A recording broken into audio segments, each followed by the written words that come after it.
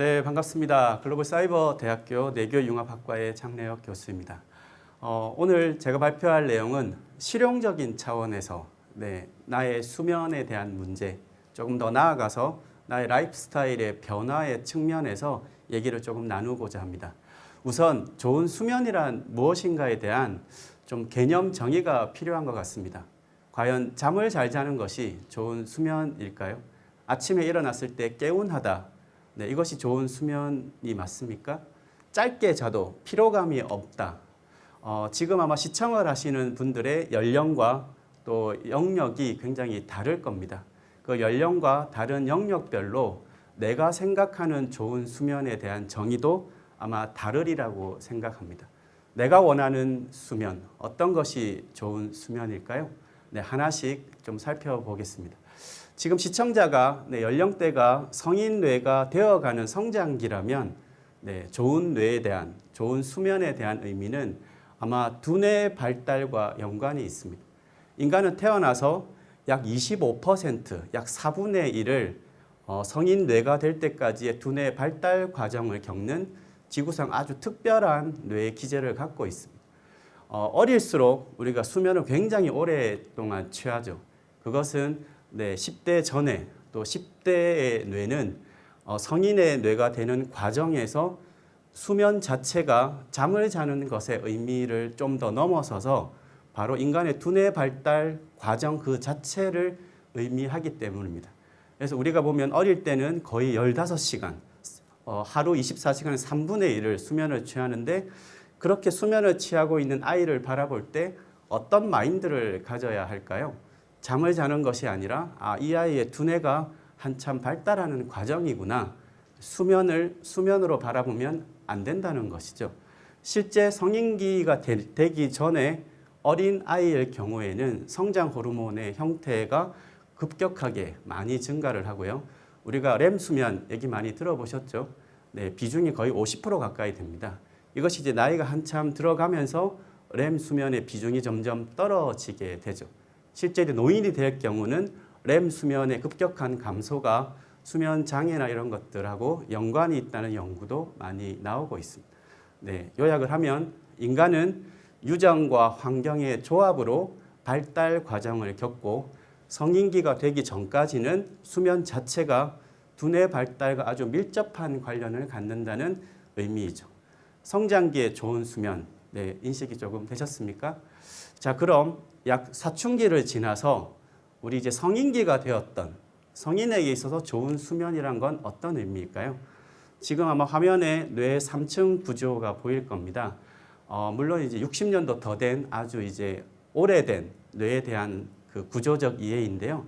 가장 그 아래쪽에 있는, 안쪽에 있는 그 브레인스템, 뇌관이라는 영역, 이것이 이제 우리의 생명에 대한 기제를 담당하고요. 진화가 일어나면서 또 두뇌가 발달하는 과정에서 림빅 시스템이라고 하는 이 노란색으로 보이는 이것이 이제 1차 감정에 대한 기제를 담당을 하고요. 바깥쪽에 주황색으로 보이는 이 네오콜텍스라고 하는 되뇌 피질에서 인간을 어떻게 보면 인간답게 보이게 하는 우리가 인지, 사고, 논리, 추론, 언어 여러 가지 기제들이 바깥쪽 뇌에 위치를 하고 있습니다. 재미난 것은 안쪽이 영향이 클까요? 바깥쪽이 영향이 클까요? 인간의 생명에 관련된 또 인간의 라이프 스타일에 관련된 수면을 포함해서요. 이런 것들은 안쪽 뇌의 뇌관 영역이 담당합니다. 특히 수면에 관련된 걸 시상하부가 보통 담당을 하죠. 시상하부, 이 기관을 기억을 하시면 좋겠는데요. 시상하부니까 이제 시상의 아래쪽에 있는 겁니다. 이 살라무스 시상이란 건 바깥쪽에서 들어오는 모든 신호, 후각을 제외한 나머지 모든 감각을 중개하는 기관인데요. 그 중에서도 시상하부는 뇌관에 자리를 해서 뇌 가장 안쪽에 자리를 하면서도 항상성이라고 하는 인체를 조화롭게 유지하고자 하는 그 성질을 최대한 하게 하는 중추기관이라고 합니다. 항상성 이꼴 시상하부라고 간단하게 기억을 하시면 좋겠는데요. 이렇듯 성인기에 있어서는 이 뇌의 아주 복잡한 기능과 이 구조를 균형 있게 또 조화롭게 또 통합적으로 유지하게 하는 것이 핵심이라는 것이죠. 수면을 바라보는 21세기의 새로운 열쇠는 바로 인간의 뇌에서 찾아야 되는 것입니다. 뇌는 몸과 마음, 물질과 의식이 만나는 곳이죠. 물론 좋은 수면이란 무엇인가는 정확하게 답을 하기는 어려울 것 같습니다. 왜냐하면 연령별로, 영역별로 다 원하는 니즈가 다르기 때문이죠. 하지만 이렇게는 정의를 할 수가 있습니다. 좋은 뇌 상태가 좋은 수면을 만드는 기본 베이스가 된다는 거죠. 그럼 무엇이 필요한 건가요? 최소한 어떻게 하면 좋은 뇌 상태를 만들 수 있는가? 이것이 나의 좋은 수면을 만드는 기본 전제가 되어야 된다는 것입니다. 자, 그럼 뇌에 대한 기본 이해가 조금 필요한 것 같습니다. 뇌는 뇌 바깥의 정보를 입력받아서 처리하고 출력하는 정보 처리 기관이라고 얘기하고요. 뇌를 정보체라고 개념화하는 것은 뇌교육의 아주 독창적인 관점입니다. 그럼 어떤 정보가 입력이 될까요? 어릴 때 부모로부터 받는 DNA, 유전 정보를 갖고 살아가게 되죠. 그리고 태어날 때 우리가 발달하는 과정을 보면 움직임, 신체의 발달, 감각의 발달, 그래서 신체 감각 정보가 굉장히 오랜 기간 입력을 받습니다. 그러다가 이제 나의 몸을 풀로 쓸 수 있게 되면 이제 지식, 인지적, 학습적 정보를 받고요. 또 감정이 수반된 체험 정보를 받죠. 인간의 뇌는 이렇듯 유전 정보, 신체 감각 정보, 지식 정보, 체험 정보를 가지고 처리를 어떻게 하느냐에 따라서 출력의 형태가 달라집니다. 출력은 어떤 출력이 있을까요? 네, 우리가 이렇게 몸을 움직이는 행동 출력이 있겠죠. 움직임. 두 번째는 인간의 아주 독창적이고 아주 뛰어난 기제인 언어, 이 말에 대한 출력이 있고요. 또 아래쪽 동물들이 하지 못하는 이미지네이션, 상상 출력이라는 게 있습니다. 인간은 이렇게 정보를 입력받고 처리해서 출력하는 정보 처리 기관 관점에서 수면 문제를 한번 짚어보겠습니다. 첫 번째, 뇌 바깥의 정보를 받는, 그래서 두뇌가 처리가 일어나는데요. 뇌 바깥의 변화가 너무나 많이 생겼습니다. 그 변화의 핵심 문장을 하나로 딱 적어보면 어둠에서 빛의 세계로 전환이 되었다. 인간의 뇌와 구조와 기능은 크게 바뀌지 않았습니다. 수십만 년간 인류가 태동한 이래 큰 구조와 이 메인 스트럭처와 메인 펑션은 그대로입니다. 하지만 뇌 바깥에서 들어온 정보, 바깥의 세상이 바뀌었죠.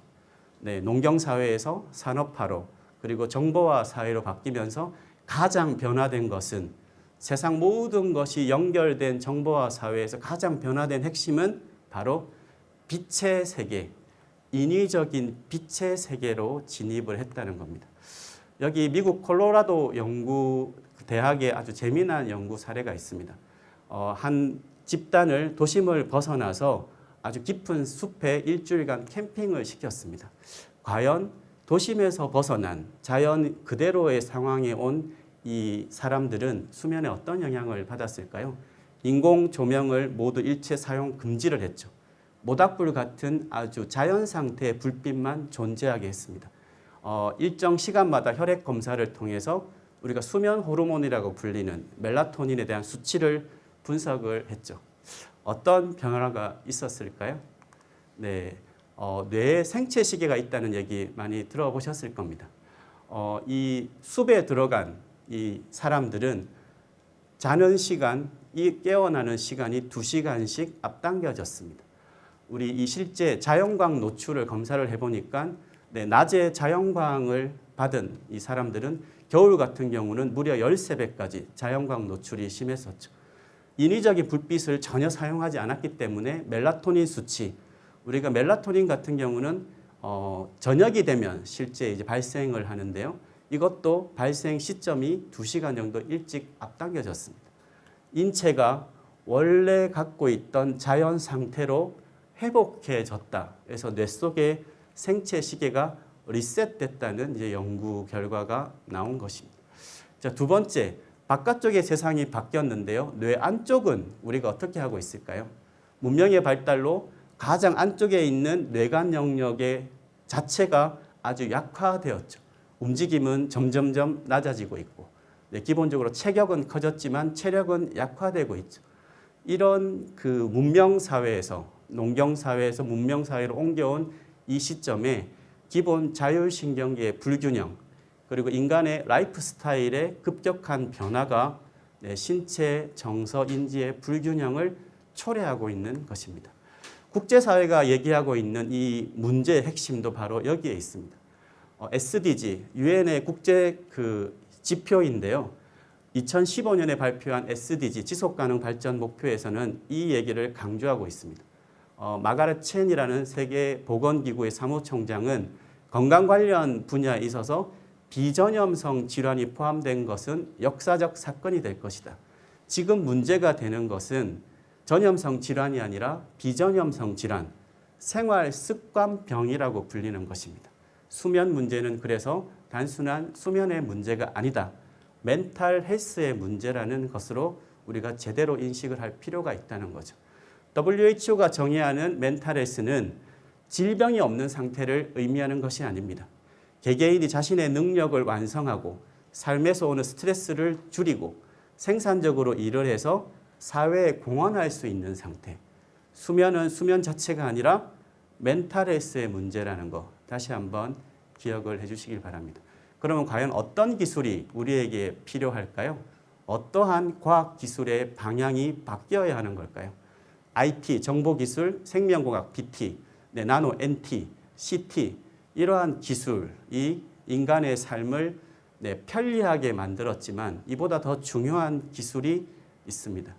그것이 바로 휴먼 테크놀로지, 건강, 행복, 평화를 실현하는 데 도움을 주는 인간 자체의 삶의 질을 높이는 기술, 이제는 HT 시대로 가야 합니다.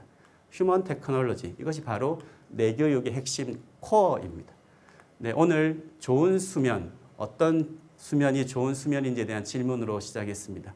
마지막으로 드리고 싶은 얘기는 몸과 마음의 상호작용을 통해서 뇌 바깥의 세상이 아닌 인간 자체에 집중을 하는 시대. 그래서 좋은 뇌 상태가 좋은 수면을 만든다. 이 답으로 가름하겠습니다. 감사합니다. 발표를 해주신 장래혁 교수님 감사합니다. 수면 문제를 멘탈의 측면에서 바라보고 있다는 점에서 많은 분들이 지금 공감을 하시는 것 같습니다. 그래서 수면 문제를 멘탈 헬스와 라이프 스타일 차원에서 바라보는 것이 중요하다는 점을 강조하시는데요. 시청하는 분들을 위해서 일상생활 속에서 간단히 할 수 있는 좋은 습관을 예로 들어주신다면 어떤 게 있을까요? 아까 뇌 3층 구조 잠깐 기억했을 텐데요. 우리가 좋은 수면을 취한다는 건 비록 이제 가장 안쪽에 있는 시상하부를 기반으로 한 뇌관 영역을 조금 쉬게 하고 바깥쪽에 이제 인지 학습에 관련된 과도한 이 입출력을 멈추게 하는 게 기본 좋은 이 균형과 조화를 만드는 거죠. 그럼 바깥쪽을 멈추게 하려면 수면 전에 최소한 한 1시간 반에 2시간 정도는 뭐 과도한 TV를 시청한다거나 뭐 아주 지나친 독서를 한다거나 지나친 이렇게 대화를 한다거나 이런 외부의 많은 인지적 정보 처리를 감소시키는 게 첫 번째겠죠. 그리고 이제 수면 시간 동안 이 뇌 기능이 회복이 되려면 이 뇌간의 영역을 또 제대로 쓰게 해야 되는데 우리가 이제 배달의 민족 아닙니까? 야식을 많이 먹고 하면 그 실제 뇌간 기능에 제대로 휴식을 취해야 할 그것이 소화 촉진 기제로 많이 쓰이게 되겠죠. 그러면은 안쪽의 뇌간 기능은 소화에 쓰이고 바깥쪽의 뇌 영역은 이제 인지적 정보 처리에 쓰이게 하면 뇌가 수면 기간에 회복 기제를 멈추게 하는 겁니다. 그러면 그것이 다 처리가 되고 한참 새벽에 거의 한 3시, 4시, 5시가 되어야 원래의 이제 회복 기제로 돌아간다는 의미가 되기 때문에 최소한 지금 시청을 하는 분들은 바깥쪽 뇌를 멈추고 안쪽 뇌를 휴식기로 접어들게 하는 우리 배달은 잠깐 멈춰주시는 기본 라이프 스타일의 그런 변환만으로도 자신의 수면 상태의 질이 개선되는 것을 느낄 수 있으리라 봅니다. 장래혁 교수님 감사합니다. 감사합니다.